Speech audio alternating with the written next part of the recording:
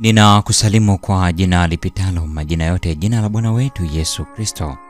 Ninakualika katika mfululizo wa masomo ya kesha la asubuhi leo ikiwa ni Mei 27 ya mwaka 2025. Tuombe. Mtakatifu, mtakatifu Baba yetu na Mungu wetu ketie mahali pasiri juu mbinguni. Jina lako litukuzwe sana. Ninakuomba asubuhi ya leo uende pamoja nasi. Tutakuwa tukijifunza masomo haya. Basi Roho wako Mtakatifu akatufundishe kuelewa haya tujifunzayo. Wako wagonjwa katikati yetu, wako wahitaji kwa mambo mbalimbali. Hao nao tunawaleta miguuni pako na sawasawa na mapenzi yako. Tunakusihi ukawatendee sawasawa na vile unavyoona inafaa. Jina lako litukuzwe kwani wewe ni mwema. Jina lako litukuzwe kwani fadhili zako ni za milele. Enda nasi sasa na hata milele katika jina la Yesu. Amina.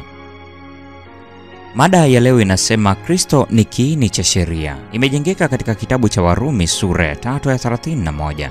Neno la Mungu linasema, basi, je, twaibatilisha sheria kwa imani hiyo? Hasha, kinyume cha hayo twaithibitisha sheria. Miongoni mwa wote wanaodai kuwa Wakristo, Waadventista wa Sabato wanapaswa kumwinua Yesu zaidi ulimwenguni. Utangazaji wa ujumbe wa malaika wa tatu unatoa mwito wa uwasilishaji wa ukweli wa Sabato. Ukweli huu, pamoja na nyingine zilizojumuishwa katika ujumbe, unapaswa kutangazwa. Lakini kitovu kikuu cha mvuto, Kristo Yesu, hapaswi kuachwa. Ni katika msalaba wa Yesu ambapo rehema na kweli zinakutana pamoja, na haki na amani zimehusiana. Sharti mwenye dhambi aelekezwe kuutazama msalaba wa Kalvari. Kwa imani sahili ya mtoto mdogo, lazima aamini katika wema wa Mwokozi, akipokea haki yake na kuamini katika rehema yake. Kupitia kwa upendo wa Mungu, hazina za neema ya Yesu zimewekwa mbele ya kanisa na ulimwengu. Kwa maana jinsi hii Mungu aliupenda ulimwengu, hata akamtoa mwanawe pekee, ili kila mtu amwaminie asipotee bali awe na uzima wa milele. Yohana 3:16. Ni upendo wa ajabu kiasi gani na usiopimika ambao ulimwongoza Yesu kufa kwa ajili yetu tulipokuwa tungali wenye dhambi. Na ni hasara iliyoje ambayo nafsi inapata, ambayo ikielewa madai yenye nguvu ya sheria inashindwa kukiri kwamba pale dhambi inapoongezeka, neema ya Kristo inaongezeka zaidi. Sheria inapowasilishwa kama inavyostahili, inafunua upendo wa Mungu, lakini haishangazi kwamba mioyo haiyeyushwi hata kwa ukweli unapooneshwa kwa njia baridi isiyo na uhai. Si ajabu kwamba imani inasitasita katika ahadi za Mungu, wakati watumishi na watendakazi wanashindwa kumwakilisha Yesu katika uhusiano wake na sheria.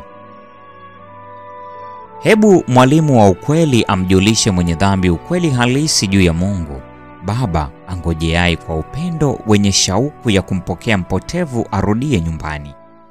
Si kumtupia shutuma za hasira, bali kuandaa karamu ya kukaribisha ujio wake.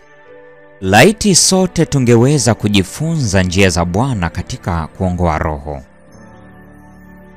Mungu angevuta akili kutoka kwenye usadikisho wa mantiki hadi kwenye usadikisho wa ndani zaidi, wa juu zaidi, safi zaidi na mtukufu zaidi.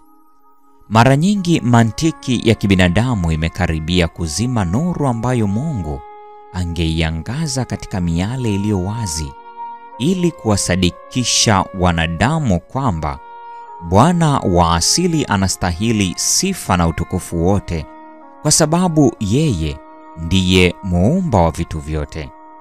Gospel Workers, ukurasa wa 156 hadi 158. Mwinue Yesu juu, wewe unayewafundisha watu. Mwinue juu katika hubiri, katika wimbo na katika maombi.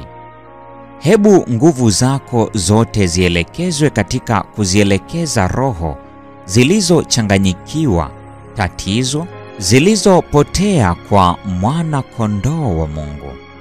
Mwinue juu Mwokozi aliyefufuka, na waambie wote wasikiao, njoni kwake ambaye alitupenda sisi na akajitoa kwa ajili yetu, Waefeso sura ya 5 aya 2. Hebu sayansi ya wokovu iwe mzigo wa kila hubiri na mada ya kila wimbo. Hebu na itolewe katika kila ombi.